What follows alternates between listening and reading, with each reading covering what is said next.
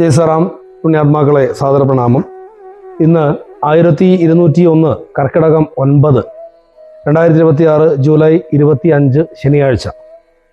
ഇന്ന് നമ്മൾ ചർച്ച ചെയ്യുന്ന ഭാഗം ദശരഥൻ്റെ സംസ്കാര കർമ്മം, ശ്രീരാമസന്നിധിയിലേക്ക് ഭരതൻ്റെ യാത്ര, ഭരത രാഘവ സംവാദം, അത്യാശ്രമ പ്രവേശം എന്നീ 4 ഭാഗങ്ങളാണ് ഇന്ന് പാരായണ ചർച്ചയ്ക്ക് വിധേയമാക്കുന്നത്. 635 വരികളാണ് ഇന്നത്തെ പാഠ്യഭാഗം. നമുക്കറിയാം, കഴിഞ്ഞ ദിവസം നമ്മൾ ചർച്ച ചെയ്ത് അവസാനിപ്പിച്ചത് ഭരതനോട് വസിഷ്ഠൻ ജനന മരണാദികളെക്കുറിച്ചുള്ള തത്വത്തെ ബോധിപ്പിക്കുന്നതാണ്. അതിനുശേഷം പറയുന്നത് കർത്തവ്യങ്ങൾ ചെയ്യുവാൻ വേണ്ടിയിട്ട് തയ്യാറാവണമെന്നുള്ളതാണ്. ഇവിടെ ഇന്ന് ആരംഭിക്കുന്നത് അപ്രകാരം ഗുരുവിൻ്റെ വാക്കുകൾ കേട്ട് അല്പം മനഃശാന്തി ഭരതന് ലഭിച്ചുവെന്നും ആ ഭരതൻ മന്ത്രിമാരെയും മറ്റ് ഭൃത്യന്മാരെയും എല്ലാം ചേർത്തുകൊണ്ട് പിതാവിൻ്റെ ശരീരം എണ്ണത്തോണിയിൽ നിന്ന് ആദരപൂർവം എടുത്ത് സംസ്കാര കർമ്മങ്ങൾക്ക് വേണ്ടിയിട്ട് തയ്യാറെടുക്കുകയും ചെയ്യുകയാണ്. നീരാടിച്ച് താതശരീരം എണ്ണത്തോണിൽ നിന്ന് എടുത്ത് കുളിപ്പിച്ച് ദിവ്യ വസ്ത്രങ്ങളെല്ലാം തന്നെ ധരിപ്പിച്ച്, ആഭരണങ്ങൾ ധരിപ്പിച്ച്, ലേപനങ്ങൾ കുറിക്കൂട്ടുകൾ ധരിപ്പിച്ച്, എല്ലാ അംഗങ്ങളും സർവാംഗങ്ങളും അലങ്കരിച്ച്, അഗ്നിഹോത്രാഗ്നി തന്നിൽ അഗ്നിഹോത്രിയെ എപ്രകാരമാണോ സംസ്കരിക്കുന്നത് അതേ പ്രകാരത്തിൽ ആചാര്യന്മാരോട് ചേർന്ന് സംസ്കാരം നിർവഹിക്കുന്നു. പിന്നീട് 12ാം ദിവസം ദ്വാദശ വസരെ പിണ്ഡം തിലോദകം നടത്തി, എള്ള് സമർപ്പിച്ചു, പിണ്ഡം നൽകി. അങ്ങനെ എന്തെല്ലാമാണോ സംസ്കാര കർമ്മമായിട്ട് പറഞ്ഞിരിക്കുന്നത് അതെല്ലാം തന്നെ ഭരതൻ മുൻനിന്ന് തന്നെ ചെയ്യുകയാണ്. ദക്ഷിണ സമർപ്പിക്കേണ്ട ആളുകൾക്കെല്ലാം ദക്ഷിണ സമർപ്പിച്ചു. അങ്ങനെ എല്ലാ സംസ്കാരങ്ങളോടെ പൂർത്തീകരിക്കപ്പെടുന്നു. അതിനുശേഷം വനത്തിൽ കഴിയുന്ന രാമകുമാരനെ, ശ്രീരാമനെ ചിന്തിച്ചുകൊണ്ട് ഭരതൻ തൻ്റെ അനുജനോടൊപ്പം ദുഃഖിച്ച് അവിടെ വസിക്കുന്നു എന്ന് പറയുന്നു. ആ സമയത്ത് ഒരിക്കൽ വസിഷ്ഠൻ ഭരതൻ്റെ സമീപത്തേക്ക് എത്തിച്ചേരുകയും ശത്രുഘ്നനോട് ചേർന്ന് നിൽക്കുന്ന, അഥവാ ശത്രുഘ്നും ഭരതനും കൂടെ നിൽക്കുന്ന സമയത്ത് ഈ സംസ്കാരത്തിന് ശേഷം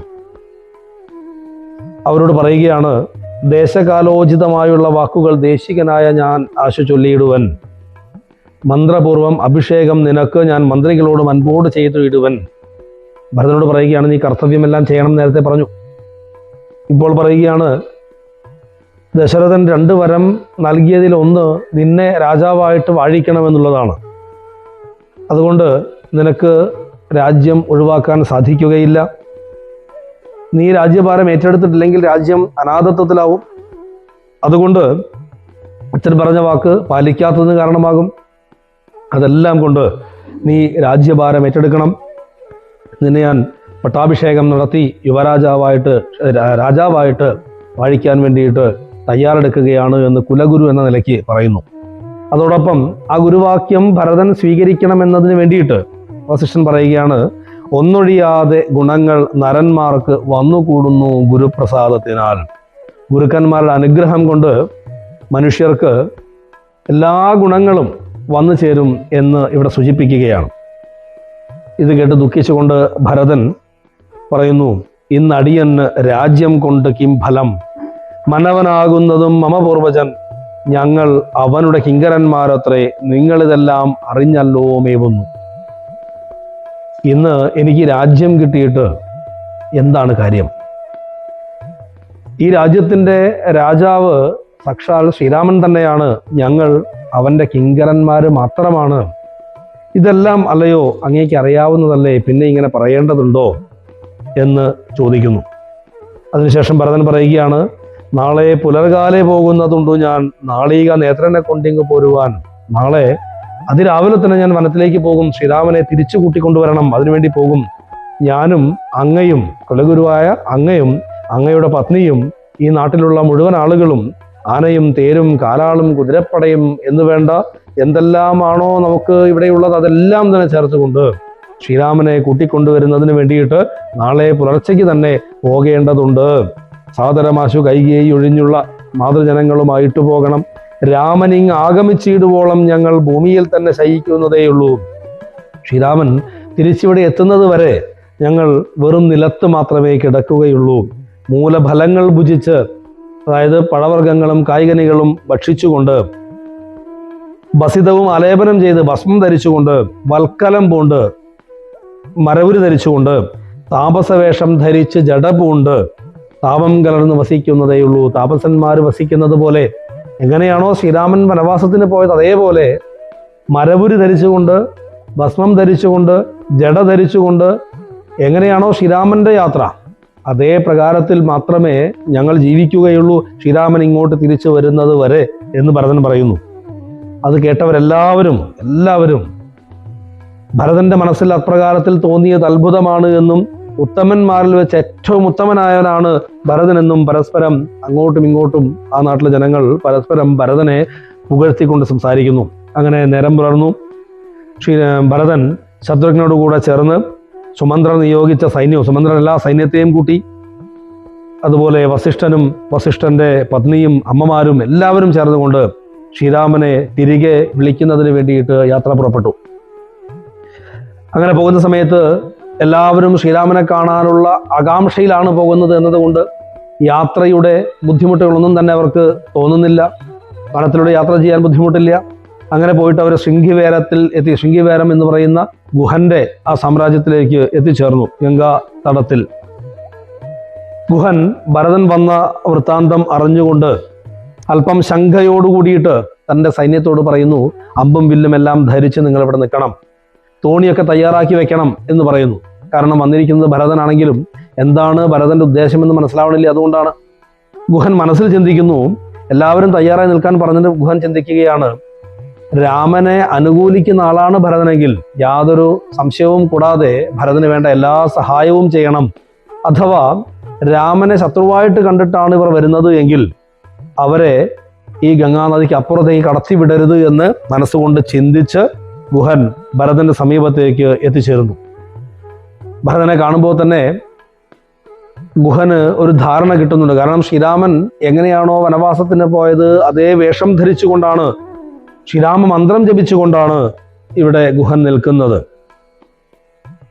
ഭരതനെ കണ്ട മാത്രയിൽ തന്നെ ഭരതന്റെ മുമ്പിൽ സാഷ്ടാംഗം ഗുഹൻ പ്രണമിക്കുന്നു. ഭരതൻ ഗുഹനെ ചേർത്ത് പിടിക്കുന്നു. എന്നിട്ട് ഭരതൻ പറയുകയാണ്, ഉത്തമ പുരുഷോത്തം രത്നം ഭവാൻ, ഉത്തമ പുരുഷോത്തം സരത്നം ഭവാൻ, ആലിംഗനം ചെയ്തുവല്ലോ ഭവാനെ ലോകാലംബന ബോധനാകിയ രാഘവൻ. ലക്ഷ്മി ഭഗവതി ദേവിക്കൊഴിഞ്ഞ് സിദ്ധിക്കുമോ മറ്റൊരുവർക്കും അതോർക്ക നീ. ഗുഹനെ ചേർത്ത് പിടിച്ചുകൊണ്ട് ഭരതൻ പറയുകയാണ്, അങ്ങ് ഏറ്റവും പുണ്യവാനാണ്. ലക്ഷ്മി ഭഗവതിക്കൊഴിഞ്ഞ് മറ്റാർക്കും സാധിക്കാത്ത ഒരു കാര്യമാണ് ശ്രീരാമൻ ചേർത്ത് പിടിക്കുക, കെട്ടിപ്പിടിക്കുക, പുണരുക എന്നുള്ളത്. അത് അങ്ങേക്ക് സാധിച്ചുവല്ലോ എന്ന് ഭരതൻ ദുഃഖത്തോടുകൂടി ഗുഹനെ ചേർത്ത് പിടിച്ചുകൊണ്ട് പറയുകയാണ്. എന്നിട്ട് ചോദിക്കുന്നു, സോദരനോടും ജനകാത്മജയോടും ഏതൊരിടത്തു നിന്ന് അൻപോട് കണ്ടിതു രാമനെ. ലക്ഷ്മണനോടും സീതയോടും ചേർന്ന് രാമനെ അല്ലയോ അങ്ങ് എവിടെ നിന്നാണ് കണ്ടത്? രാമൻ എവിടെയാണ് കിടന്നുറങ്ങിയത്? ആ സ്ഥലം എനിക്കൊന്ന് കാണിച്ചു തന്നാലും എന്ന് പറയുന്നു. ഇത് കേട്ട് മനസ്സിൽ ഭരതനോടുള്ള ആ ഒരു സ്നേഹം വർദ്ധിച്ച ഗുഹൻ ഭരതനെ ശ്രീരാമൻ തലേ ദിവസം കിടന്ന ദർഭ കൊണ്ട് വിരിച്ച ആ ശയനസ്ഥലം, ആ വൃക്ഷത്തിൻ്റെ ചുവട്ടിലുള്ള ശയനസ്ഥലം കാണിച്ചു കൊടുക്കുകയാണ്. ഇത് കണ്ടുകൊണ്ട് തൊണ്ട വിറച്ച് ഗദ്ഗദവറനായിട്ട് വേദനയോടുകൂടി ദുഃഖിച്ചുകൊണ്ട് ഭരതൻ വിലപിക്കുന്നു, ഹാ സുകുമാരി മനോഹരി ജാനകി. സീതാദേവിയെ കുറിച്ചാണ് പറയുന്നത്. പ്രാസാദമൂർധനി സുവർണതൽപസ്ഥലേ, അതായത് മനോഹരമായ കൊട്ടാരത്തിൽ സ്വർണ്ണക്കട്ടിലിൽ എല്ലാ സുഖ സൗകര്യങ്ങളോടും കൂടി ജീവിക്കേണ്ടിയിരുന്ന, താമസിക്കേണ്ടിയിരുന്ന, ശയിക്കേണ്ടിയിരുന്ന അല്ലയോ മനോഹരി ജാനകി മാതാവേ, അങ്ങ് അവിടുന്ന് രാമനോടൊപ്പം ഈ കാട്ടിൽ കേവലം ഒരു ദർഭ കൊണ്ട് വിരിച്ച സ്ഥലത്ത്, ദർഭപ്പുല്ല് വിരിച്ച സ്ഥലത്ത് ഈ വൃക്ഷത്തിന്റെ ചുവട്ടിൽ കിടക്കുവാൻ ഞാൻ കാരണമാണല്ലോ ഇതെല്ലാം ഉണ്ടായത്. അതിന് കാരണമായിരിക്കുന്ന കൈകേയിയുടെ ഗർഭത്തിൽ നിന്ന് ഞാൻ ജനിച്ചത് കൊണ്ടാണല്ലോ ഇങ്ങനെ സംഭവിച്ചത് എന്നെല്ലാം പറഞ്ഞുകൊണ്ട് സ്വയം ദുഃഖിച്ച് വേദനിച്ച് കരയുകയാണ് ഭരതൻ. ഭരതൻ പറയുന്നു, ശ്രീരാമദാസദാസന്മാർക്കു ദാസനായി ആരൂഢ ഭക്തി പൂണ്ടേഷ ഞാനും സദാ നിത്യവും സേവിച്ചു കൊള്ളുവനെന്നാൽ വരും മർത്യജന്മത്തിൻ ഫലമെന്ന് നിർണയം. അതായത് ഇവിടെ ഭരതൻ പറയുന്നത് ശ്രീരാമദാസദാസന്മാർക്ക് ദാസനായിട്ട്, ശ്രീരാമന്റെ ദാസന്റെ ദാസന്റെ ദാസന്റെ ദാസനായിട്ട് ആ ശ്രീരാമ സങ്കല്പത്തിൽ പാദസേവ ചെയ്ത് ജീവിക്കുവാൻ സാധിക്കുകയാണെങ്കിൽ ഒരു മനുഷ്യന്റെ ജന്മം പൂർണ്ണമായിട്ട് തീരും, മനുഷ്യജന്മം ഫലം വരും. അതുകൊണ്ട് ശ്രീരാമന്റെ വാസസ്ഥലം എവിടെയാണെന്ന് നീ പറഞ്ഞാലും എന്ന് ഗുഹനോട് വീണ്ടും ചോദിക്കുകയാണ്. അതിനു വേണ്ടിയിട്ട് പോകാൻ തയ്യാറെടുക്കണമെന്ന് പറയുകയാണ്. ഗുഹൻ പറയുന്നു, ഗംഗാനദി കടന്നാൽ അടുത്തെത്രയും മംഗലമായുള്ള ചിത്രകൂടാചലം തൻ നികടെ വസിക്കുന്നിത് സീതയാ തന്നുടെ സോദരനോടും യഥാസുഖം. ഗുഹൻ പറഞ്ഞു, ശ്രീരാമൻ ചിത്രകൂട പർവ്വതത്തിന്റെ അടിവാരത്ത് സീതാസമേതനായിട്ട് ലക്ഷ്മണ സേവിതനായിട്ട് വസിക്കുന്നുണ്ട്. ഇങ്ങനെയുള്ള സഹോദരനെ കിട്ടിയത് ശ്രീരാമന്റെ പുണ്യമാണെന്നൊക്കെ ഗുഹൻ പറയുന്നു. അതിനുശേഷം ഗുഹൻ തൻ്റെ ഭൃത്യന്മാരോട് 500 തോണി വരുത്താൻ വേണ്ടി പറയുന്നു. അതിലേറ്റവും വലിയൊരു തോണിയിൽ ഭരതനെയും ശത്രുഘ്നെയും അതുപോലെ കുലഗുരുവായ വസിഷ്ഠൻ, അരുന്ധതി തുടങ്ങിയിട്ടുള്ള ആളുകളെയും ഒക്കെ ആ വലിയ തോണിയിൽ കയറ്റിയിട്ട് വലിയൊരു തുഴയെടുത്ത് ഗുഹൻ തന്നെ ആ തോണി അക്കരയ്ക്ക് കടത്തുകയാണ്. ഗംഗാനദിയുടെ മറുകരയിലേക്ക് തുഴഞ്ഞ് പോവുകയാണ്. അപ്രകാരം അവർ ഗംഗാനദിയുടെ മറുകരയിലെത്തി. ഭരദ്വാജന്റെ ആശ്രമം അവർ കണ്ടു. വൻ പടയൊക്കെ ദൂരെ നിർത്തിയിട്ട്, കാരണം ആശ്രമ സന്നിധിയിലേക്ക് എത്തുമ്പോൾ ആയുധങ്ങളെല്ലാം ദൂരെ ഉപേക്ഷിച്ചുകൊണ്ട് ക്ഷത്രിയന്മാർ ആ ഗുരുവിനെ കാണാൻ എത്താറുള്ളൂ. അതുകൊണ്ട് ആ വൻ പടയെ ദൂരെ നിർത്തിയിട്ട് ഭരദ്വാജ മുനിയുടെ പർണശാലയുടെ അകത്തേക്ക് ഭരതൻ പ്രവേശിക്കുന്നു. ഭരതനും ശത്രുഘ്നും കൂടെ പ്രവേശിക്കുന്നു. അത് കണ്ടിട്ട് ഭരതനെയും ശത്രുഘ്നെയും കണ്ടിട്ട് ദൃഷ്ട്വാ തഥാ ജടാവൽക്കലധാരിണം തുഷ്ടികലർന്ന് അരുൾ ചെയ്താൻ. ഭരതനും ശത്രുഘ്നും ജട ധരിച്ചുകൊണ്ട് താപസവേഷം ധരിച്ച് വരുന്നത് കണ്ട ഭരദ്വാജൻ അവരോട് പറയുകയാണ്, ഇതെന്തടോ കഷ്ടം, ഈ കോപ്പുഭമന്നമല്ലൊട്ടുമേ, ഇതെന്താണ് ഇങ്ങനെ ഈ വേഷം ധരിച്ചു വരുന്നത്? നിനക്കിത് ചേർന്ന പണിയല്ല. നീ ചെയ്യേണ്ടത് രാജ്യപാലനമാണ്. രാജ്യവും പാലിച്ച് നാനാജനങ്ങളാൽ പൂജ്യനായൊരു നീ എന്തിനായി ഇങ്ങനെ വൽക്കലവും ജടയും പൂണ്ട് താപസമുഖ്യ വേഷത്തെ പരിഗ്രഹിച്ചിടുവാൻ? അല്ലയോ ഭരത, നിന്റെ പിതാവ് ഏൽപ്പിച്ചത് രാജ്യമാണ്. ആ രാജ്യം ഭരിക്കാനാണ് ഏൽപ്പിച്ചിട്ടുള്ളത്. അല്ലാതെ താപസവേഷം ധരിച്ച് ജട ധരിച്ച് വൽക്കലം ധരിച്ച് വിഭൂതി ധരിച്ച് നടക്കാനല്ല. നീ രാജ്യം ഭരിച്ചുകൊണ്ട് എല്ലാ ജനങ്ങളാലും സേവിതനായിട്ടിരിക്കേണ്ടവരാണ്. അതിൽ നിന്ന് വിഭിന്നമായിട്ട് ഇത്തരത്തിലൊരു വേഷം ധരിച്ച് നടക്കാനുള്ള കാരണം എന്താണ് എന്ന് ചോദിക്കുന്നു. ഭരതൻ മറുപടി പറയുകയാണ്, നിന്തിരുവുള്ളത്തിലേറാതെ അല്ലയോ മഹാമുനെ, അങ്ങേക്കറിയാത്ത എന്താണ് ഈ ലോകത്തുള്ളത്? എങ്കിലും ഞാൻ ഒരു വാസ്തവം പറയാം. രാമാഭിഷേക വിഘ്നത്തിന് കാരണം രാമപാദാബ്ജങ്ങളാണേ തപോനിതേ, ഞാൻ എതുമേ ഒന്നറിഞ്ഞില്ല. രാമന്റെ അഭിഷേകത്തിന് തടസ്സമുണ്ടാവാൻ കാരണം ശ്രീരാമപാദങ്ങളാണേ സത്യം, ഞാൻ അറിഞ്ഞിട്ടല്ല, ഞാൻ കാരണമേ അല്ല. കേകയപുത്രിയായിട്ടുള്ള എൻ്റെ അമ്മയുടെ വിഷമാകുന്ന വാക്കുകൾ കൊണ്ട് മാത്രമാണ് ഈ ഒരു പ്രയാസമുണ്ടായിട്ടുള്ളത്. അങ്ങ് പറഞ്ഞാട്ടെ, ഞാൻ ശുദ്ധനാണോ അശുദ്ധനാണോ എന്നൊന്ന് അങ്ങേക്ക് തീരുമാനിക്കാമല്ലോ. അങ്ങയുടെ പാദപത്മം പ്രമാണമായിട്ട് പറയട്ടെ, ഞാൻ തെറ്റ് ചെയ്തിട്ടില്ല. ശ്രീരാമചന്ദ്രന് ഭൃത്യനായി തൽപാദവാരിജയുഗ്മം ഭജിക്കെന്നിയെ മമ മറ്റുള്ള ഭോഗങ്ങളാൽ എന്തൊരു ഫലം? ശ്രീരാമചന്ദ്ര മഹാപ്രഭുവിന്റെ പാദങ്ങളെ ശരണമായിട്ട് പ്രാപിച്ച് ആ പാദങ്ങളെ സേവിച്ച് ജീവിക്കുക എന്നല്ലാതെ മറ്റെന്ത് സുഖമാണ് ഈ ലോകത്ത് കിട്ടുവാനുള്ളത് എന്ന് ഭരതൻ മുനിയുടെ മുമ്പിൽ പറയുകയാണ്. ഇതെല്ലാം കേട്ട് സന്തുഷ്ടനായ ഭരദ്വാജ മുനി ഭരതന്റെ ഈ വാക്കുകളെല്ലാം കേൾക്കുകയാണ്. ഭരതൻ പറയുന്നു, ശ്രീരാമചന്ദ്രന് അഭിഷേകവും ചെയ്ത് രാജ്യത്തിലേക്ക് കൂട്ടിക്കൊണ്ടുപോകാൻ വേണ്ടിയാണ് ഞാൻ വന്നിട്ടുള്ളത്. എനിക്ക് ജ്യേഷ്ഠനെ സേവിച്ച് ജീവിക്കണമെന്ന് പറയുമ്പോൾ ഭരദ്വാജൻ ഭരതനെ ചേർത്ത് പിടിച്ചുകൊണ്ട് മൂർധാവിൽ ചുംബിക്കുന്നു. എന്നിട്ട് പറയുന്നു, കിം ബഹുനാ വത്സ, വൃത്താന്തമൊക്കെ ഞാൻ ജ്ഞാനദൃശ കണ്ടറിഞ്ഞിരിക്കുന്നത്. ഞാൻ എൻ്റെ ജ്ഞാനദൃഷ്ടി കൊണ്ട് ഈ വിഷയങ്ങളൊക്കെ മനസ്സിലാക്കിയിട്ടുണ്ട്. ലക്ഷ്മണനേക്കാൾ നിനക്ക് രാമനോട് ഭക്തിയും സ്നേഹവും ഉണ്ടെന്ന് എനിക്കറിയാം. അതുകൊണ്ട് അല്ലയോ ഭരത, ഇന്ന് ഇവിടെ താമസിക്കുക. ഞാൻ ഇന്ന് നിങ്ങളെ എല്ലാവരെയും, നിന്റെ സൈന്യത്തെയൊക്കെ ഇന്ന് സൽക്കരിക്കാം. അതിനുശേഷം നാളെ പുലർച്ചയ്ക്ക് ശ്രീരാമനെ കാണുവാൻ വേണ്ടി പോകാമെന്ന് പറയുമ്പോൾ ഭരതൻ പറയുന്നു, ശരി, അങ്ങയുടെ അങ്ങയുടെ വാക്കിന് ഞാൻ അനുസരിക്കുന്നു എന്ന് പറഞ്ഞുകൊണ്ട് അന്ന് അവിടെ താമസിക്കാൻ തയ്യാറാവുന്നു. അത് കഴിഞ്ഞ് ഭരദ്വാജൻ ഹോമഗേഹസ്ഥനായി ഒരു ഹോമകുണ്ഡത്തിന് മുമ്പിൽ ധ്യാനിച്ച് ഇരിക്കുകയും കാമസുരഭിയെ പ്രാർത്ഥിക്കുകയും കാമസുരഭിയെ പ്രത്യക്ഷപ്പെടുത്തുകയും ചെയ്തു. ഉടനെ ഭരദ്വാജ മഹർഷി കാൽ കഴുകി ഹോമപ്പുരയിൽ ചെന്നിരുന്ന് ഏകാഗ്രചിത്തനായി കാമധേനുവിനെ ധ്യാനിച്ചു. അതിന്റെ ഫലമായിട്ട് കാട് മുഴുവൻ സ്വർഗതുല്യമായി തീർന്നു. വൃക്ഷങ്ങളെല്ലാം ദേവന്മാരായി, വള്ളിച്ചെടികൾ ദേവ സ്ത്രീകളായി.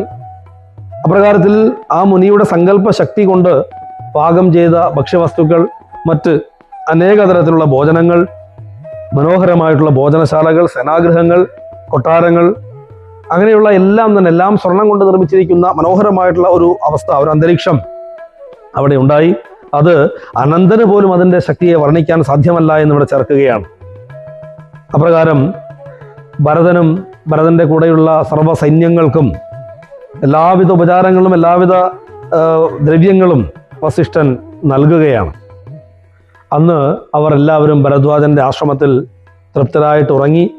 രാവിലെ എഴുന്നേറ്റ് നിത്യകർമ്മങ്ങളൊക്കെ അനുഷ്ഠിച്ചതിന് ശേഷം ഭരദ്വാജ മഹർഷിയുടെ കാൽക്കൽ വന്ദിച്ച് അദ്ദേഹത്തോട് അനുവാദം വാങ്ങി രാജകുമാരന്മാർ സൈന്യത്തോടു കൂടിയിട്ട് യാത്ര പുറപ്പെട്ടു. അവർ ചിത്രകൂട പർവ്വതത്തിലെത്തി. അവിടെ അല്പം അകലെയായി സൈന്യത്തെ നിർത്തിയതിനു ശേഷം ഗുഹനോടും സുമന്ത്രനോടും ശത്രുഘ്നോടും കൂടി ശ്രീരാമനെ കാണാനുള്ള ആകാംക്ഷയോടുകൂടി പല പല മുനിമാരോടും അവർ അന്വേഷിച്ചു ശ്രീരാമചന്ദ്രന്റെ ആശ്രമം എവിടെയാണ് എന്ന്. അതിന് മറുപടിയായിട്ട് താപസന്മാർ പറഞ്ഞു, ഉത്തരതീരെ സുരസരിത സ്ഥലേ ചിത്രകൂടാദ്രിതൻ പാർശ്വേ മഹാശ്രമേ ഉത്തമ പുരുഷൻ വാഴുന്നു. ചിത്രകൂടത്തിന്റെ പാർശ്വത്തിൽ, ചിത്രകൂട പർവ്വതത്തിന്റെ അടിവാരത്ത് ഉത്തരദിക്കിൽ ഗംഗാതീരത്ത് ഉത്തമപുരുഷനായ രാമൻ വാഴുന്നു എന്നവർ മറുപടി പറഞ്ഞു. വളരെ പെട്ടെന്ന് തന്നെ ആകാംക്ഷയോടുകൂടി കൗതുകത്തോടുകൂടി ഭരതനും സംഘവും അങ്ങോട്ട് ചെന്നു. അവിടെ അത്യത്ഭുതമായ രാമചന്ദ്രന്റെ ആശ്രമം അവർ കാണുകയാണ്. ആ ആശ്രമത്തെക്കുറിച്ച് കാണുന്ന സമയത്ത് ആശ്രമ അന്തരീക്ഷത്തെക്കുറിച്ച് വർണ്ണിക്കുന്നു. പൂക്കളും കായ്കളും ഇലകളും കൊണ്ട് നിറഞ്ഞ മരങ്ങൾ, വള്ളിച്ചെടികൾ, ധാരാളം വള്ളിച്ചെടികളും ഫലവൃക്ഷങ്ങളും പലതരം പക്ഷികളും മൃഗങ്ങളും നിറഞ്ഞിട്ടുള്ള മനോഹരമായിട്ടുള്ള ഒരു കാനന ഭംഗി. ആ പ്രദേശത്ത് ആണ് ശ്രീരാമൻ ആശ്രമം നിർമ്മിച്ചിട്ടുള്ളത്. അപ്രകാരം മരവുരികൾ കൊണ്ട് അലങ്കരിക്കപ്പെട്ട രാമചന്ദ്രാശ്രമം കണ്ട് ഭരതൻ ഭക്തിയോടുകൂടി വണങ്ങുന്നു. എന്നിട്ട് അവിടെ ആ ആശ്രമം കണ്ടതിൻ്റെ തൊട്ട് ദൂരെ നിന്നിട്ട് ആശ്രമം കാണുന്ന സമയത്ത് രാമായണത്തിൽ പറയുന്നു, ഭാഗ്യവാനായ ഭരതൻ അതുനേരം മാർഗരജസി പതിഞ്ഞു കാണായി വന്നു സീതാ രഘുനാഥ പാതാരവിന്ദങ്ങൾ. ഭാഗ്യവാനായ ഭരതന് സീതാരാഘവന്മാരുടെ പാദപത്മങ്ങൾ ആ മണ്ണിൽ പതിഞ്ഞ അടയാളങ്ങൾ കാണുകയാണ്. ആ മണ്ണിൽ ശ്രീരാമന്റെ പാദത്തിനടിയിലുള്ള അടയാളങ്ങൾ, തോട്ടി, താമര, കൊടി, വജ്രം, മത്സ്യം എന്നിവയുടെ പാടുകൾ ശ്രീരാമന്റെ പാദത്തിനടിയിൽ രേഖകളായിട്ടുണ്ട്. ആ രേഖകൾ ആ മണ്ണിൽ പതിഞ്ഞിരിക്കുന്നത് കണ്ടിട്ട് വളരെ വളരെ ആനന്ദത്തോടുകൂടി ഭരതൻ ആ പൊടിമണ്ണി എടുത്തിട്ട് തൻ്റെ ഹൃദയത്തിലേക്ക്, തൻ്റെ ശിരസിലേക്ക്, തൻ്റെ മുകളിലേക്കൊക്കെ അഭിഷേകം ചെയ്തുകൊണ്ട്, അല്ലയോ രാമ, അങ്ങയുടെ പാംസുക്കൾ എൻ്റെ ശരീരത്തെ ധന്യമാക്കട്ടെ എന്ന് പ്രാർത്ഥിച്ചുകൊണ്ട് കരഞ്ഞുകൊണ്ട് ശ്രീരാമനെ സങ്കല്പിച്ച് പ്രാർത്ഥിക്കുന്നത് കാണാം. ഭരതൻ അവിടെ വീണ് നമസ്കരിച്ചിട്ട് ആ രേണുക്കൾ, ആ പൊടി എടുത്ത് വാരി ശിരസിൽ അണിഞ്ഞുകൊണ്ട് പറയുകയാണ്, ജ്ഞാനഹോ കൃതാർത്ഥനായൻ ധന്യോഹമിന്നഹോ മുന്നം മയാകൃതം പുണ്യപൂരം പരം. ഞാൻ ധന്യനായി. മുൻപ് ചെയ്ത പുണ്യങ്ങളുടെ കാരണം കൊണ്ട് എനിക്ക് ഇത് ലഭിച്ചു. അങ്ങയുടെ പാദപത്മങ്ങൾ അല്ലെങ്കിൽ പാംസുക്കൾ അണിഞ്ഞിട്ടുള്ള ആ മണ്ണ് എനിക്ക് ലഭിച്ചു. ബ്രഹ്മാദി ദേവകളും വേദശാസ്ത്രങ്ങളും നാരദാദി മുനികളും അങ്ങയുടെ പാദം പതിഞ്ഞ മണ്ണിന് വേണ്ടിയിട്ട് പോലും അവർ ആഗ്രഹിക്കുന്നു. ഇന്ന് എനിക്കത് ലഭിച്ചു, അതെനിക്ക് ലഭിച്ചു എന്ന് ഭരതൻ വളരെ വളരെ സന്തോഷത്തോടു കൂടി പറയുകയാണ്. അപ്രകാരം ശ്രീരാമനെ ചിന്തിച്ചുകൊണ്ട് ഭരതൻ ശ്രീരാമചന്ദ്ര ആശ്രമത്തിലേക്ക് പ്രവേശിക്കുന്നു. അവിടെ സീതാദേവിയോട് ചേർന്ന് ശ്രീരാമൻ ലക്ഷ്മണ സേവിതനായിട്ട് കാനനവാസത്തിൽ രസിച്ചുകൊണ്ട് നിൽക്കുന്ന ശ്രീരാമചന്ദ്രനെ ഭരതൻ കണ്ടു. അദ്ദേഹം ദുഃഖത്തോടും സന്തോഷത്തോടും ഭക്തിയോടും കൂടി ശ്രീരാമന്റെ തൃക്കാൽക്കൽ വീണ് നമസ്കരിക്കുകയാണ്. രാമൻ അവനെയും ശത്രുഘ്നെയും ആമോദാലെടുത്ത് നിവർത്തി സസംഭ്രമം.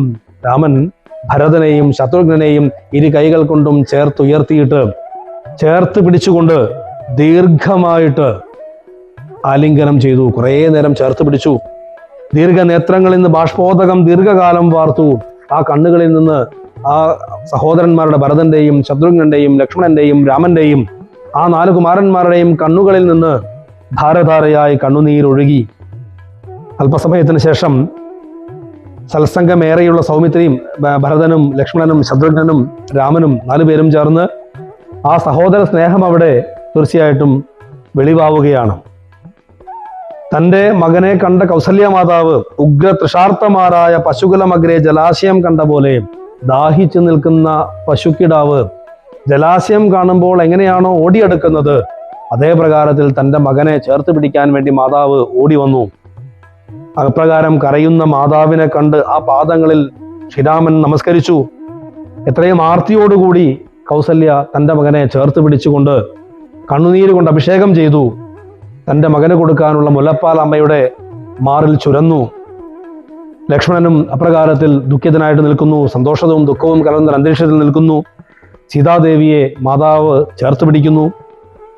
അപ്രകാരത്തിലെല്ലാം ആ അല്പസമയം കൊണ്ട് അവരുടെ സ്നേഹത്തിൻ്റെ ആ ഒരു പവിത്രത അവിടെ കൃത്യമായിട്ട് ബോധ്യപ്പെടുന്നു. അതിനുശേഷം ശ്രീരാമൻ ചോദിക്കുകയാണ് വസിഷ്ഠനോട്. വസിഷ്ഠനെ കണ്ട സമയത്ത് ശ്രീരാമൻ ലക്ഷ്മണൻ വസിഷ്ഠൻ നമസ്കരിക്കുന്നു. അതിനുശേഷം ചോദിക്കുകയാണ്, എത്രയും ഭാഗ്യവാൻ ഞാനെന്നു നിർണയം താതന് സൗഖ്യമല്ലി നിജമാനസേ ഖേദമുണ്ടോ പുനരെന്നെ പിരികയാൽ. നോക്കൂ, ഇവിടെ കൊലുകരുവായ വസിഷ്ഠനെ കണ്ട മാത്രയിൽ തന്നെ ശ്രീരാമൻ ചോദിക്കുന്നത്, എൻ്റെ അച്ഛന് സുഖമല്ലേ? എന്നെ ഓർത്ത് അച്ഛൻ ദുഃഖിക്കുന്നൊന്നുമില്ലല്ലോ. ഇങ്ങോട്ട് വന്ന സമയത്ത് എന്നോട് എന്തെങ്കിലും പറയുവാൻ വേണ്ടി ഏൽപ്പിച്ചിട്ടുണ്ടോ? സീതയോട് എന്തെങ്കിലും പറഞ്ഞാൻ ഏൽപ്പിച്ചിട്ടുണ്ടോ? ലക്ഷ്മണനോട് പറയുവാൻ വേണ്ടി എന്തെങ്കിലും ഏൽപ്പിച്ചിട്ടുണ്ടോ എന്നൊക്കെ ചോദിക്കുമ്പോൾ വസിഷ്ഠൻ പറയുന്നു, ധീമതാം ശ്രേഷ്ഠ, ബുദ്ധിയുള്ള അല്ലയോ രാമ, നിന്നെ പിരിഞ്ഞ അന്ന് മുതൽ തന്നെ ദുഃഖിച്ച് ദശരഥൻ രാമ രാമ സീതേ ലക്ഷ്മണ എന്ന് കരഞ്ഞ് ഈ ലോകം വിട്ടിരിക്കുന്നു, സ്വർഗലോകം എത്തിച്ചേർന്നിരിക്കുന്നു, സ്വർഗം പതിച്ചിരിക്കുന്നു എന്ന് പറയുകയാണ്. കർണശൂലാപം ഗുരുവചനം, ചെവിയിലേക്ക് ഒരു ശൂലം കുത്തിയിറക്കുന്നത് പോലെയുള്ള വേദനയുള്ള വാർത്ത കേട്ട ശ്രീരാമൻ ഭൂമിയിൽ മോഹാലസ്യപ്പെട്ട് വീണു. എന്നിട്ട് പൊട്ടിക്കരയുകയാണ്, ഹാ താത മാം പരിത്യജ്യ വിധിവശാൽ, എന്നെ ഒഴിവാക്കിയിട്ട് എന്നെ ഉപേക്ഷിച്ചിട്ട് അല്ലയോ എൻ്റെ അച്ഛ അങ്ങ് എവിടേക്കാണ് പോയത്? എനിക്കിനി ആരാണുള്ളത്? ഹാ ഹാ ഹദോഹം അനാഥോസ്മി, ഞാൻ അനാഥനായി തീർന്നില്ലേ? എന്നെ സ്നേഹത്തോടുകൂടി ആരാണ് എന്നെ ഇനി ലാളിക്കുക? എൻ്റെ ദേഹം ഞാൻ ഇപ്പോൾ തന്നെ ഉപേക്ഷിക്കും, എനിക്കിനി ജീവിക്കാൻ ആഗ്രഹമില്ല എന്ന് ശ്രീരാമൻ പൊട്ടിക്കരഞ്ഞുകൊണ്ട് പറയുമ്പോൾ സീതയും സൗമിത്രിയും അത് കേട്ട് ദുഃഖിക്കുകയാണ്. 3 പേരും ഭൂമിയിൽ വീണ് ദുഃഖത്തോടുകൂടി വേദന പങ്കുവയ്ക്കുന്നു. വസിഷ്ഠന്റെ വാക്കുകൾ കേട്ട്, വസിഷ്ഠന്റെ ഉപദേശം കേട്ട് അല്പമൊക്കെ മനസ്സിന് സമാധാനം വീണ്ടെടുത്ത രാമലക്ഷ്മണന്മാർ ഉടനെ തന്നെ മന്ദാകിനിയിൽ ഇറങ്ങി ഉദകക്രിയകൾ ചെയ്യുകയാണ്. പിതാവിന് വേണ്ടിയിട്ടുള്ള പിണ്ടോദകം ഉദകക്രിയകളൊക്കെ ചെയ്യുകയാണ്. മധുസഹിതേങ്കുതി സൽഫലവിണ്യാകം, അതായത് ഓടൽ പിണ്ണാക്കിൽ തേൻ ചേർത്തുണ്ടാക്കുന്ന ഒരന്നം, അതാണ് അവിടെ പിണ്ഡമായിട്ട് സമർപ്പിച്ചിട്ടുള്ളത്. എന്നിട്ട് പറയുന്നു, യാതൊരന്നം താൻ ഭുജിക്കുന്നതും അത് സാദരം നൽകൂ പിതൃക്കൾക്കുമെന്നല്ലോ വേദസ്മൃതികൾ വിധിച്ചത്.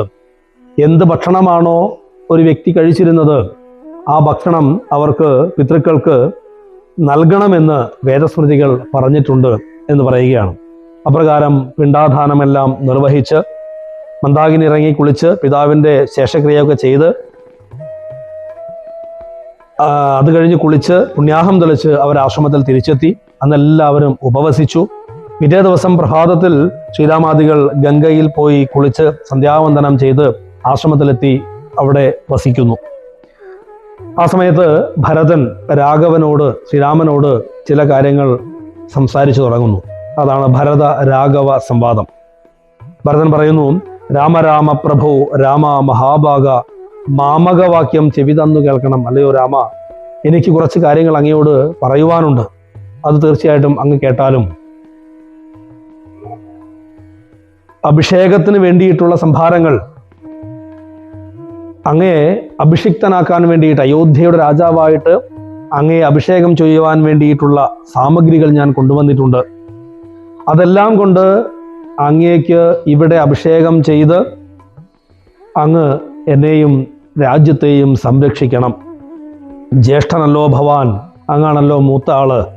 ക്ഷത്രിയാണാം അതിശ്രേഷ്ഠമാം ധർമ്മം പ്രജാപരിപാലനം. ക്ഷത്രിയരുടെ ധർമ്മം എന്നത് പ്രജാപരിപാലനമാണ്. അടുത്ത വരിയിൽ ശ്രദ്ധിക്കുക.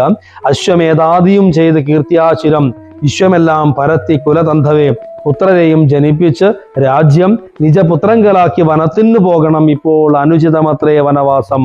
നോക്കൂ, ഇവിടെ ഭരതന്റെ ആഗ്രഹം നോക്കുക. ശ്രീരാമനെ ഇപ്പോൾ അയോധ്യാധിപനായിട്ട് ഞാൻ അഭിഷേകം ചെയ്യാൻ ആഗ്രഹിക്കുന്നു. അതിനുള്ള സാധനങ്ങൾ കൊണ്ടുവന്നിട്ടുണ്ട്. കുലഗുരുക്കന്മാർ വന്നിട്ടുണ്ട്. അവരെല്ലാവരുടെ നേതൃത്വത്തിൽ ഇപ്പോൾ അല്ലയോ രാമ, അങ്ങേക്ക് അയോധ്യാധിപനായിട്ട് അഭിഷേകം ചെയ്യണം. അതിനുശേഷം അങ്ങ് രാജാവായിട്ട് അയോധ്യ ഭരിക്കണം, ഞങ്ങളെയും ഈ രാജ്യത്തെയും ഭരിക്കണം. എന്നിട്ട് അങ്ങ് അശ്വമേധാദി യാഗങ്ങളൊക്കെ ചെയ്തതിന് ശേഷം അങ്ങയുടെ പുത്രന്മാരിലേക്ക് ഈ രാജ്യത്തെ ഏൽപ്പിച്ചിട്ട് അങ്ങ് വനവാസത്തിന് പോകണം. ഇപ്പോൾ വനവാസത്തിന് അനുചിതമായുള്ള സമയമല്ല എന്ന് പറയുമ്പോൾ ഭരതൻ ഒരു കാരണവശാലും ആ രാജ്യം ആഗ്രഹിച്ചിട്ടില്ല എന്നുള്ളത് സുവ്യക്തമാണ്. രാമനോട് പറയുന്നു രാജ്യം ഭരിക്കാൻ. അതിനുശേഷം അങ്ങയുടെ മക്കളെ ഏൽപ്പിക്കാനാണ് ഇവിടെ ഭരതൻ ആവശ്യപ്പെടുന്നത്. ആ ഭരതന്റെ മനോഭാവം നമ്മൾ ഇവിടെ മനസ്സിലാക്കേണ്ടതാണ്. അപ്രകാരത്തിൽ ശ്രീരാമനെ അയോധ്യയിലേക്ക് കൊണ്ടുപോകാൻ വേണ്ടിയിട്ടുള്ള എല്ലാവിധത്തിലുള്ള കാര്യങ്ങളും തയ്യാറാക്കിയിട്ടുണ്ട് എന്ന് ഭരതൻ പറയുമ്പോൾ ശ്രീരാമൻ പറയുന്നു, മദ്വാക്യമത്ര കേട്ടാലും കുമാരാ, നീ എൻ്റെ വാക്ക് നീ ഒന്ന് കേൾക്കൂ. തത്വയോക്തം മയാ തത്തദൈവ ശ്രുതം. നീ പറഞ്ഞതൊക്കെ ഞാൻ കേട്ടു, എനിക്ക് മനസ്സിലായി. പക്ഷേ എനിക്ക് പറയാനുള്ള നീ ഒന്ന് കേൾക്കൂ. പ്രീതനായി കാനനം വാഴാൻ വേണ്ടിയിട്ട്, സന്തോഷത്തോടുകൂടി കാട്ടിൽ വസിക്കാൻ വേണ്ടിയിട്ട് പറഞ്ഞത് 14 വർഷമാണ്. അത് പറഞ്ഞത് നമ്മുടെ അച്ഛനാണ്. നിനക്ക് രാജ്യമാണ് അമ്മ അനുഗ്രഹിച്ച് അച്ഛനിലൂടെ തന്നിട്ടുള്ളത്. അതുകൊണ്ട് അച്ഛൻ പറഞ്ഞ വാക്ക് നമുക്ക് പാലിച്ചേ മതിയാകും. വനത്തിൽ വസിക്കാനാണ് അച്ഛൻ എന്നോട് പറഞ്ഞത്.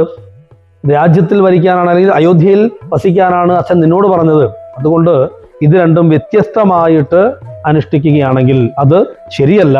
അച്ഛൻ്റെ വാക്ക് നമുക്ക് പാലിക്കുക തന്നെ വേണം. അതുകൊണ്ട് നീ അയോധ്യയിലേക്ക് പോയാലും ഞാൻ ഇവിടെ ഈ വനം ഭരിച്ചുകൊണ്ട് നിൽക്കാമെന്ന് പറയുന്നു. ഭരതൻ ദേഷ്യത്തോടുകൂടി പറയുകയാണ്, കാമുകനായ താതൻ മൂഢമാനസൻ ശ്രീജിതൻ. അച്ഛനെ കുറിച്ച് പറയുകയാണ്. അച്ഛൻ കാമുകനായിട്ടുള്ള താതനാണ്, മൂഢമാനസനാണ്, ശ്രീജിതനാണ്, അങ്ങനെയുള്ള ഭ്രാന്തനാണ്, ഉന്മത്തനാണ്, വയോധികനാണ്. അങ്ങനെയുള്ള അച്ഛൻ പറഞ്ഞ വാക്ക് അങ്ങ് അനുസരിക്കേണ്ടതില്ല. ഞാൻ പറയുന്നു അങ്ങാണ് രാജ്യം ഭരിക്കേണ്ടത് എന്ന് പറയുന്നു. രാമൻ മറുപടി പറയുകയാണ്, നമ്മുടെ അച്ഛൻ ഭൂമി ഭർത്താവല്ല, നാരീജിതനല്ല, കാമിയുമല്ല, മൂഢാത്മാവുമല്ല. അച്ഛൻ സത്യദോഷം വരരുത് എന്നുള്ളത് കൊണ്ട്, അസത്യത്തെ ഭയക്കുന്നത് കൊണ്ടാണ് ഈ ഒരു തീരുമാനമെടുത്തത്. അതുകൊണ്ട് സാധുജനങ്ങൾ നരകത്തിലാണ് നുണ പറഞ്ഞാൽ ചെന്ന് പതിക്കുക. അതുകൊണ്ട് സത്യം പറയണം എന്നുള്ളത് കൊണ്ടാണ് ഈ വാക്ക് പാലിക്കാൻ നമ്മളെ ഏൽപ്പിച്ചിട്ടുള്ളത് എന്ന് പറയുന്നു. അതിന് മറുപടിയായിട്ട് ഭരതൻ പറയുന്നു, എങ്കിൽ ഞാൻ വനത്തിൽ വസിക്കാം. അല്ലയോ ശ്രീരാമ, അങ്ങ് രാജ്യം ഭരിച്ചുകൊള്ളൂ, ഞാൻ അങ്ങേക്ക് പകരം വനം ഭരിച്ചുകൊള്ളാം എന്ന് പറയുന്നു. ശ്രീരാമൻ പറയുകയാണ്, വ്യത്യസ്തമായിട്ട് നമുക്കിത് അനുഷ്ഠിക്കാൻ സാധ്യമല്ല. അച്ഛൻ പറഞ്ഞത് നിന്നോട് രാജ്യം ഭരിക്കാനും എന്നോട് വനം ഭരിക്കാനുമാണ്. അത് പരസ്പരം കൈമാറ്റം ചെയ്യാൻ സാധ്യമല്ല എന്ന് പറയുന്നു. അവസാനം ഭരതൻ പറയുകയാണ്, എങ്കിൽ ഞാനും നിന്തിരുവടി പിന്നാലെ കിങ്കരനായി സുമിത്രാത്മജനെ പോലെ പോരുവൻ കാനനത്തിന്, അതരുതെങ്കിൽ ചേരുവൻ ചെന്ന് പരലോകമാശു ഞാൻ. ശരി, അങ്ങനെയെങ്കിൽ ഞാൻ അങ്ങയുടെ കൂടെ ലക്ഷ്മണൻ വന്നതുപോലെ ഞാനും അങ്ങയുടെ കൂടെ വരാം. എനിക്ക് മറ്റൊന്നും വേണ്ട. ലക്ഷ്മണൻ അങ്ങയുടെ കൂടെ വരുന്നത് പോലെ എനിക്കും സദാ അങ്ങയുടെ കൂടെ തന്നെ ജീവിക്കേണ്ടതുണ്ട്. അതല്ലെങ്കിൽ, അതിനും സമ്മതിച്ചിട്ടില്ല എങ്കിൽ ഞാൻ എൻ്റെ ജീവനെ കളയും എന്ന് പറഞ്ഞുകൊണ്ട് കിഴക്ക് ദിക്കിലേക്ക് നോക്കി ഭരതൻ ദർഭ വിരിച്ചുകൊണ്ട് മരണത്തിനെ കൊൽകാൻ വേണ്ടിയിട്ട് ആഗ്രഹിച്ച് നിൽക്കുകയാണ്. ഭരതൻ പറയുന്നു, എല്ലാ ദിവസവും ഉപവാസം ചെയ്തുകൊണ്ട് ഭക്ഷണം ഒഴിവാക്കിയിട്ട് ഞാൻ എൻ്റെ ജീവനെ കളയുമെന്ന് പറയുന്നു. ഭരതൻ യാതൊരു തരത്തിലും തിരിച്ചു പോകാൻ തയ്യാറല്ല എന്ന് തോന്നിയ രാമൻ കടക്കണ്ണുകൊണ്ട് കുലഗുരുവായ വസിഷ്ഠനോട് ഒരു ആജ്ഞ കൊടുക്കുകയാണ്. നയനാന്ത സംജ്ഞയാ ചൊന്നാൻ ഗുരുവിനോട്. അപ്പോൾ വസിഷ്ഠൻ ചെന്ന് ഭരതനോട് സംസാരിക്കാൻ തുടങ്ങുന്നു. ശ്രീരാമൻ കടക്കണ്ണുകൊണ്ട് വസിഷ്ഠനോട് തൻ്റെ അവതാര ലക്ഷ്യത്തെക്കുറിച്ച് ഭരതനെ ബോധിപ്പിക്കാൻ വേണ്ടിയാണ് പറയുന്നത്. അത് മനസ്സിലാക്കിയ വസിഷ്ഠൻ ഭരതനോട് പറയുന്നു, രാമനാകുന്നത് നാരായണൻ പരൻ താമരസോത്ഭവൻ അർത്ഥിക്ക കാരണം ഭൂമിയിൽ സൂര്യകുലത്തിലെ അയോധ്യയിൽ ഭൂമിപാലാത്മജനായി പിറന്നിതു. രാമൻ സാക്ഷാൽ നാരായണനാണ്. സീതാദേവിയാകട്ടെ ലക്ഷ്മി ഭഗവതിയാണ്. ലക്ഷ്മണനാകട്ടെ അനന്തനാണ്. ഇവർ ദേവന്മാരുടെ അഭ്യർത്ഥന മാനിച്ചുകൊണ്ട്, അപേക്ഷ പരിഗണിച്ചുകൊണ്ട് ഈ ഭൂമിയിൽ ധർമ്മം നിലനിർത്തുന്നതിന് വേണ്ടിയിട്ട് രാവണാദികളെ കൊല്ലുന്നതിന് വേണ്ടിയിട്ടാണ് അവതരിച്ചിട്ടുള്ളത്. അവർ അവരുടെ ലക്ഷ്യം നിറവേറ്റുന്നതിന് വേണ്ടിയിട്ടുള്ള യാത്രയിലാണ്. അതുകൊണ്ട് ഭരത, നീ അതിനെ ഉൾക്കൊള്ളൂ. ഇവിടെ ആരും രാമൻ കാട്ടിൽ പോകുന്നതിന് കാരണക്കാരായിട്ടില്ല. മന്ദരാവാക്യവും കൈകേയി ചിത്തനിർബന്ധവും ദേവകൃതമാണ്. ദേവന്മാരാൽ ചെയ്യിക്കപ്പെട്ടിട്ടുള്ളതാണ് മന്ദരയുടെ വാക്യവും കൈകേയിയുടെ വാശിയും എല്ലാം ദേവന്മാരായിട്ട് സൃഷ്ടിച്ചതാണ്. അത് ശ്രീരാമദേവന്റെ കർമ്മം നിറവേറ്റുവാൻ വേണ്ടിയിട്ടാണ്, ധർമ്മം നിറവേറ്റുവാൻ വേണ്ടിയിട്ടാണ്. അതുകൊണ്ടല്ലയോ ഭരത, ശ്രീരാമദേവ നിവർത്തനത്തിങ്കലുള്ള ആഗ്രഹം നീയും പരിത്യജിച്ചിടുക. ശ്രീരാമനെ തിരികെ കൊണ്ടുപോകണമെന്നുള്ള നിന്റെ ആഗ്രഹവും നിന്റെ വാശിയും നീ ഒഴിവാക്കുക എന്ന് പറയുന്നു. ഇത് കേട്ട സമയത്ത് ഭരതന് ബോധം ഉണ്ടാവുകയും ഭരതൻ അതിന് മറുപടിയായിട്ട് പറയുന്നു, ഭക്ത്യാ രഘൂത്തമ സന്നിധൗ സാദരം ഗത്വാ മുഹുർ നമസ്കൃത്വാ സസോദരം. ഭരതൻ പറയുകയാണ്, പാതുകാം ദേഹി രാജേന്ദ്ര രാജ്യായത്തെ, പാദബുദ്ധ്യാ മമ സേവിച്ചു കൊള്ളുവാൻ യാവത്തവാഗമനം ദേവദേവമേ താവദേവാനാരദം ഭജിച്ചിടുവൻ. അല്ലയോ ശ്രീരാമ, അങ്ങ് 14 വർഷം വനവാസം കഴിഞ്ഞ് തിരിച്ചു വരുന്നത് വരെ എനിക്ക് പൂജിക്കുന്നതിന് വേണ്ടിയിട്ട് അങ്ങയാണെന്ന് സങ്കല്പിച്ചിട്ട് അങ്ങയുടെ ചൈതന്യമാകുന്ന ആ പാതുകത്തെ എനിക്ക് നൽകിയാലും അങ്ങ് വരുന്നത് വരെ ഞാൻ അത് അങ്ങാണെന്ന് സങ്കല്പിച്ചുകൊണ്ട് പൂജിച്ചു കൊള്ളാമെന്ന് പറയുന്നു. ഇത് കേട്ട രഘുത്തമൻ ശ്രീരാമൻ വൽത്താരടികളിൽ ചേർത്ത മെതിയടി ഭക്തിമാനായ ഭരതനു നൽകിനാൻ. തൻ്റെ പാദത്തിൽ ധരിച്ചിരുന്ന ആ മനോഹരമായിട്ടുള്ള പാതുകം ഭരതന് നൽകുകയാണ്. നത്വാ പരിഗ്രഹിച്ചിടിനാൻ തമ്പിയും. നമിച്ചുകൊണ്ട് വന്ദിച്ചുകൊണ്ട് ആ പാതുകങ്ങൾ ഭരതൻ സ്വീകരിച്ചു. ഉത്തമരത്ന വിഭൂഷിത പാതുകം ഉത്തമാംഗയെ ചേർത്തു രാമനരേന്ദ്രന ഭക്തിയ പ്രദക്ഷിണം കൃത്വ നമസ്കരിച്ച് ഉദ്ധായ വന്ദിച്ചു ചൊന്നാൻ സഗദ്ഗതം. ആ ഉത്തമരത്നങ്ങൾ പതിപ്പിച്ചിരിക്കുന്ന ആ മനോഹരമായിട്ടുള്ള പാതുകം തൻ്റെ ശിരസിൽ ധരിച്ചുകൊണ്ട് ശ്രീരാമന്റെ പാദത്തെ നമസ്കരിച്ചുകൊണ്ട് പ്രദക്ഷിണം ചെയ്തുകൊണ്ട് ഗദ്ഗത വർണ്ണത്തോടുകൂടി വിങ്ങിപ്പൊട്ടുന്ന മനസ്സോടുകൂടിയിട്ട് ഭരതൻ പറയുന്നു, മന്വബ്ധപൂർണേ പ്രഥമദിനേ ഭവാൻ, വന്നതില്ലെന്ന് വന്നിടുകിൽ പിന്നെ ഞാൻ അന്യ ദിവസം ഉഷസ്സി ജ്വലിപ്പിച്ചവൻ നീയിൽ ചാടി മരിക്കുന്നതുണ്ടല്ലോ. ശ്രീരാമന്റെ പാതുകങ്ങൾ തൻ്റെ ശിരസിൽ ധരിച്ചുകൊണ്ട് ശ്രീരാമനെ പ്രദക്ഷിണം ചെയ്ത് നമസ്കരിച്ചുകൊണ്ട് ഗദ്ഗത വർണ്ണത്തോടുകൂടി വേദനയോടുകൂടി ഭരതൻ പറയുന്നു, 14 വർഷം പൂർത്തിയാകുന്നതിൻ്റെ പിറ്റേ ദിവസം അങ്ങ് അവിടെ എത്തിയിട്ടില്ല എങ്കിൽ, 14 വർഷം പൂർത്തിയാകുന്ന ആ ദിവസം അങ്ങ് അവിടെ എത്തിയിട്ടില്ല എങ്കിൽ തൊട്ടടുത്ത ദിവസം അഗ്നി ജ്വലിപ്പിച്ച് ഞാൻ ആ അഗ്നിയിൽ ചാടി എൻ്റെ ജീവനെ കളയും എന്ന് സത്യം ചെയ്യുകയാണ്. കണ്ണുനീര് തുടച്ചുകൊണ്ട് തൻ്റെ സഹോദരൻ്റെ ഭരതന്റെ ആ മനോഭാവം കണ്ട് ദുഃഖിതനായ രാമൻ കണ്ണുനീർ തുടച്ചുകൊണ്ട് പറയുകയാണ്, അങ്ങനെ തന്നെ ഒരു അന്തരമില്ല, അതിന് ഞാൻ അന്നു തന്നെ വരും നിർണയം. തീർച്ചയായിട്ടും അങ്ങനെ തന്നെ ആവട്ടെ. ഞാൻ ആ പറഞ്ഞ 14 വർഷം പൂർത്തിയാകുന്ന ദിവസം അല്ലയോ ഭരത, ഞാൻ അവിടെ വന്നിരിക്കും എന്ന് പറയുന്നു. അതിനുശേഷം എല്ലാവരും ശ്രീരാമനെ പ്രദക്ഷിണം ചെയ്ത് വന്ദിച്ച് അവിടെ നിന്നും അയോധ്യയിലേക്കുള്ള യാത്ര ആരംഭിക്കുന്നു. ശ്രീരാമദേവനെ ചേതസി ചേർത്തുകൊണ്ട് ആരൂഢമോധേന കൊണ്ടുപോയിടിനാർ എല്ലാ ആളുകളും. ആ വന്ന ജനങ്ങളൊക്കെ ശ്രീരാമചന്ദ്രനെ തൻ്റെ ഹൃദയത്തിൽ, അവരവരുടെ ഹൃദയത്തിൽ ശ്രീരാമചന്ദ്രനെ പ്രതിഷ്ഠിച്ചുകൊണ്ട് ശ്രീരാമൻ തങ്ങളുടെ ഉള്ളിലുണ്ട് എന്ന ബോധ്യത്തോടുകൂടി, ആ ചിന്തയോടുകൂടി എല്ലാവരും അയോധ്യയിലേക്ക് തിരിച്ചു പോവുകയാണ്. ശൃംഗിവേരാധിപനായ ഗുഹനെയും മംഗളവാച പറഞ്ഞയച്ചിടിനാൻ. ശൃംഗിവേരപുരത്തിന്റെ അധിപനായിട്ടുള്ള ഗുഹനെ ശ്രീരാമൻ മംഗളവാക്യങ്ങൾ പറഞ്ഞുകൊണ്ട് തിരിച്ചയപ്പിച്ചു. മുമ്പിൽ ഗുഹൻ നടന്നു വഴികാട്ടിക്കൊണ്ട്, പിറകിൽ പെരുമ്പടയും കൈകേയി താനും സുധാനുവാദം കൊണ്ട് ശോകമകന്ന് കൈകേയിയുടെ ദുഃഖമെല്ലാം മാറി, കൗസല്യയുടെ ദുഃഖം മാറി, അമ്മമാരുടെ ദുഃഖം മാറി. അവർ ഗംഗ കടന്ന് ഗുഹനോട് അനുവാദം വാങ്ങിക്കൊണ്ട് നേരെ അയോധ്യയിലേക്ക് എത്തിച്ചേർന്നു. ആ പുരവാസികളെല്ലാം ശ്രീരാമൻ അവരവരുടെ ഹൃദയത്തിലുണ്ട്, അവരവരുടെ ഗൃഹത്തിലുണ്ട് എന്നുള്ള ആ ഒരു സങ്കല്പത്തിൽ ശ്രീരാമനെ ധ്യാനിച്ചുകൊണ്ട് പ്രാർത്ഥിച്ചുകൊണ്ട് വസിക്കുകയാണ്. നീണ്ട 14 വർഷം ശ്രീരാമൻ ഇവിടെ ഉണ്ട്, അവരവരുടെ ഹൃദയത്തിലുണ്ട്, അവരവരുടെ ഗൃഹത്തിലുണ്ട് എന്നുള്ള ആ ചിന്തയാണ് അവരെ മുന്നോട്ട് നയിക്കുന്നത്.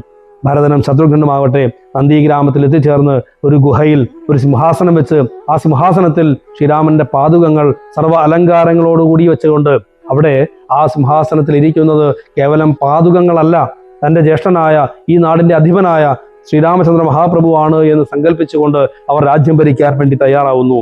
പാതുകം വെച്ച് സിംഹാസനെ രാഘവപാദങ്ങളെന്ന് സങ്കല്പിച്ച് സാദരം ഗന്ധപുഷ്പാദ്യങ്ങൾ കൊണ്ട് പൂജിച്ചുകൊണ്ട് അന്തികെ സേവിച്ചു നിന്നാർ ഇരുവരും. ഭരതനും ശത്രുഘ്നും ആ സിംഹാസനത്തിൽ ശ്രീരാമന്റെ പാതുകം വെച്ചുകൊണ്ട് അത് കേവലം പാതുകമല്ല, ശ്രീരാമചന്ദ്ര മഹാപ്രഭു തന്നെയാണ് എന്ന് ഉറപ്പിച്ചുകൊണ്ട് അതിന് സമീപത്ത്, അതിന് താഴെ ഇരുന്നു കൊണ്ട് ശ്രീരാമന്റെ സേവകന്മാരായിട്ട് രാജ്യം ഭരിക്കാൻ അവർ തീരുമാനിച്ചു. അപ്രകാരം അയോധ്യയിൽ ഭരതനും ശത്രുഘ്നും നന്ദിഗ്രാമത്തിലും അയോധ്യാപുരവാസികൾ ശ്രീരാമന്റെ സങ്കല്പത്തിലും ജീവിക്കുന്ന ആ ഒരു സാഹചര്യത്തിൽ ഇവിടെ ചിത്രകൂടത്തിന്റെ സമീപത്ത് രാമചന്ദ്രാശ്രമത്തിൽ ഇരുന്നു കൊണ്ട് രാമൻ ചിന്തിക്കുകയാണ്, മിത്രവർഗങ്ങൾ അയോധ്യയിൽ നിന്ന് വന്നെത്തും ഇവിടെ ഇരുന്നാൽ.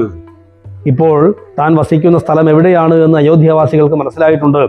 അപ്പൊ വീണ്ടും ഇവിടെ തന്നെ ഇരിക്കുകയാണ് എങ്കിൽ അവർ വീണ്ടും വീണ്ടും ഇങ്ങോട്ട് കാണാൻ വരും. അതുകൊണ്ട് എൻ്റെ കാര്യം എന്തിനാണോ ഇതിനു വേണ്ടി ഈ അവതാരം എടുത്തത്, അഥവാ തൻ്റെ ധർമ്മം എന്താണോ അത് പൂർത്തീകരിക്കുവാൻ സാധിക്കുകയില്ല. അതുകൊണ്ട് ഉൾവനത്തിലേക്ക് പോകേണ്ടതുണ്ട് എന്ന് ശ്രീരാമൻ തീരുമാനിച്ചിട്ട് ആ ചിത്രകൂടാചലത്തെ ഒഴിവാക്കിയിട്ട് ചിത്രകൂടാചലത്തിൽ നിന്ന് അകത്തെ കാട്ടിലേക്ക്, ഉൾക്കാട്ടിലേക്ക്, ഉൾവനത്തിലേക്ക് യാത്ര പുറപ്പെടാൻ വേണ്ടി തീരുമാനിക്കുന്നു. അപ്രകാരം പോകുന്ന വഴിയിലാണ് അത്രിമുനിയുടെ ആശ്രമം. അത്രിമുനിയുടെ ആശ്രമത്തിൽ ശ്രീരാമചന്ദ്രൻ എത്തിയപ്പോൾ അവിടെ ശ്രീരാമചന്ദ്രൻ അത്രിമുനിയെ നമസ്കരിക്കുന്നു.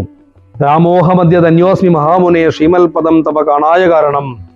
ഞാൻ രാമനാണ്, അങ്ങയുടെ പാദം കാണാൻ സാധിച്ചത് കൊണ്ട് ഞാൻ അനുഗ്രഹീതനായി എന്ന് പറയുമ്പോൾ മുമ്പിൽ നിൽക്കുന്ന രാമൻ സാക്ഷാൽ മഹാവിഷ്ണുവാണ് എന്ന് തിരിച്ചറിഞ്ഞ മുനി, അത്രിമുനി അർഘ്യപാദ്യാദികൾ കൊണ്ട് ശ്രീരാമനെ പൂജിക്കുന്നു. അതിനുശേഷം പറയുന്നു, ചൊല്ലേഴും എന്നോട് പത്നിയുണ്ട് അത്ര കേൾ എത്രയും വൃദ്ധ തപസ്വിനിമാരിൽ വെച്ച് ഉത്തമയായ ധർമ്മജ്ഞ. എൻ്റെ പത്നി ഈ പർണശാലയുടെ അകത്തുണ്ട്. വൃദ്ധ തപസ്വിനിമാരിൽ വെച്ച് ഏറ്റവും ഉത്തമയായിട്ടുള്ള ധർമ്മജ്ഞയാണ് എൻ്റെ പത്നി, ബോധനയാണ്, പർണശാലയുടെ അന്തർഗൃഹത്തിൽ വസിക്കുന്നുണ്ട്. അല്ലയോ സീതേ, നീ ആ വൃദ്ധ തപസ്വിനിയായ തപോധനയായ എൻ്റെ പത്നിയെ പോയി കണ്ടാലും എന്ന് പറയുന്നു. അത് കേട്ട് സീതാദേവി പർണശാലയുടെ അകത്തേക്ക് ചെല്ലുകയും ആ ചെല്ലുന്ന സമയത്ത് ധർമ്മപത്നിയായ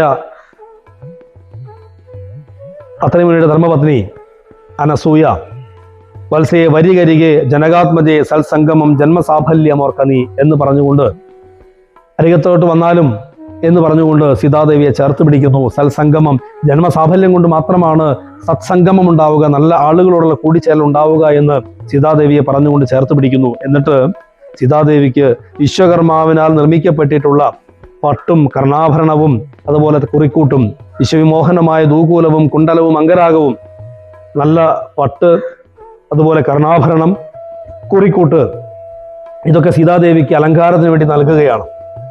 എന്നിട്ട് പറയുന്നു, നന്നു പാതിവൃത്യം ആശ്രിത്യ രാഘവൻ തന്നോടുകൂടെ നീ പോന്നതും. ശ്രീരാമന്റെ കൂടെ പാതിവൃത്യത്തെ ആശ്രയിച്ചുകൊണ്ട് അഥവാ പാതിവൃത്യ ചിന്തയോട് കൂടിയിട്ട് രാമന്റെ കൂടെ വനത്തിന് നീ പോന്നത് വളരെ വളരെ നന്നായിട്ടുണ്ട്. അതുകൊണ്ട് നിനക്കൊരിക്കലും നിന്റെ കാന്തി കുറയുകയില്ല, നിന്റെ സൽപ്പേരിന് യാതൊരു കളങ്കവും വരികയില്ല. നീ മഹാരാജധാനിയിൽ എത്തിച്ചേർന്ന് സുഖത്തോടുകൂടി വസിക്കണം എന്ന് അനുഗ്രഹം കൊടുക്കുന്നു. അന്ന് അവരെല്ലാവരും അവിടെ താമസിക്കുകയും സന്തോഷത്തോടുകൂടി മൂവരെയും അത്രിമുനി ഭക്ഷണം കൊടുത്ത് ഭുജിപ്പിച്ച് തുഷ്ടി കലർന്ന സന്തോഷത്തോടുകൂടി അവരവിടെ വസിക്കുകയും ചെയ്യുന്നു. ആ സമയത്ത് തപോധനനായ അത്രി ശ്രീരാമനോട് പറയുന്നു, ഭവാനഹോ നാരായണനായതെന്നറിഞ്ഞേനഹം. അങ്ങ് സാക്ഷാൽ മഹാവിഷ്ണുവാണ് എന്ന് ഞാൻ അറിഞ്ഞിട്ടുണ്ട്. നിൻ മഹാമായ ജഗത്രയവാസിനാം സമ്മോഹകാരിണിയായ നിർണയം എന്നൊക്കെ പറഞ്ഞ് അവര് അവിടെ പരസ്പരം കാര്യങ്ങൾ സംസാരിച്ച് സംഭാഷണം ചെയ്തുകൊണ്ട് നിൽക്കുകയാണ്. അത്ര രാത്രവും വസിച്ചു രഘുനാഥനും. അന്ന് രാത്രിയിൽ ശ്രീരാമാദികൾ അവിടെ വസിക്കുകയാണ്. ദേവൻ ഉമാദേവിയോട് അരുളി ചെയ്ത ദേവമെന്നാൾ കിളിപ്പൈതൽ അക്കാലമേ.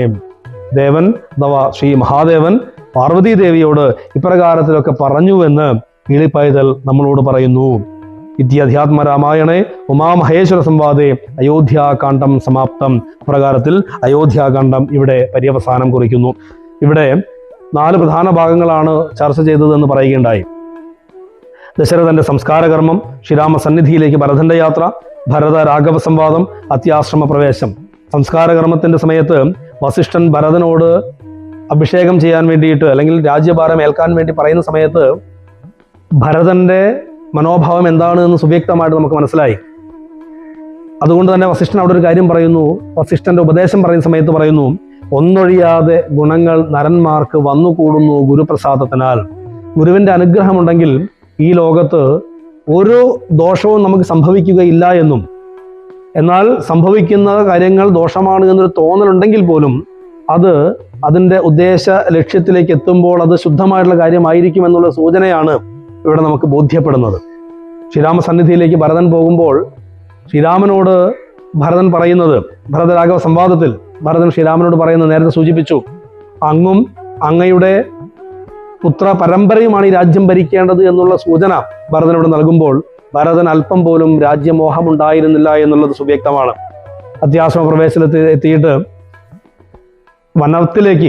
വനത്തിലേക്ക് പോകാൻ തയ്യാറെടുക്കുന്ന ശ്രീരാമ സീത ലക്ഷ്മണന്മാരെ നമുക്കവിടെ കാണാൻ സാധിച്ചു. തൻ്റെ ധർമ്മം നിറവേറ്റുന്നതിന് ചിത്രകൂടത്തിൽ വസിക്കുകയാണ് എങ്കിൽ അയോധ്യാവാസികൾ വീണ്ടും ഇവിടേക്ക് എത്താൻ സാധ്യതയുണ്ടെന്ന് തിരിച്ചറിഞ്ഞ രാമൻ തൻ്റെ ധർമ്മ നിർവഹണത്തിന് വേണ്ടിയിട്ടാണ് ഉൾവനത്തിലേക്ക് യാത്ര നടത്താൻ വേണ്ടിയിട്ട് തീരുമാനിക്കുന്നത്. അങ്ങനെ പോകുമ്പോഴാണ് അത്രിമുനിയുടെ സമീപത്തെത്തുന്നത്.